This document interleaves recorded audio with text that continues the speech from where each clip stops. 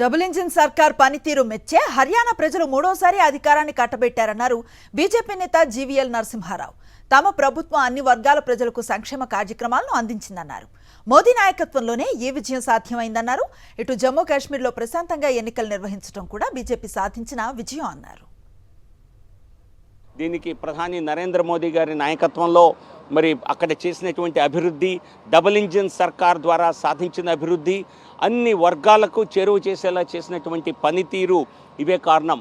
Congress party అహంకారంతో ఈరోజు ఉదయం వరకు కూడా ఒక పక్క ట్రెండ్స్ వస్తున్నప్పుడు కూడా మాకే జనం ఇస్తారు అధికారం, మేము గెలిచేసామని చెప్పి ఉర్రబీకినటువంటి రాహుల్ గాంధీ నేతృత్వంలోని కాంగ్రెస్ పార్టీకి హర్యానా పరాజయం అన్నది వారి కోలుకోలేనటువంటి విషయం.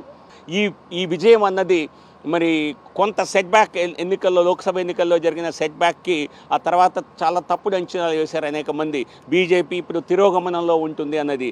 అలా కాకుండా మళ్ళీ బీజేపీనే రైజ్లో ఉండే వచ్చే 5 సంవత్సరాలు కాదు కదా, 50 సంవత్సరాలైనా దేశంలో భారతీయ జనతా పార్టీ పరిపాలనే ఉంటుంది అన్న నమ్మకాన్ని ఇచ్చే ఈ అవినీతి రహిత పాలనకి, అభివృద్ధి సాధించిన అభివృద్ధికి ప్రజలు కట్టిన పట్టంగా చెప్పాలి.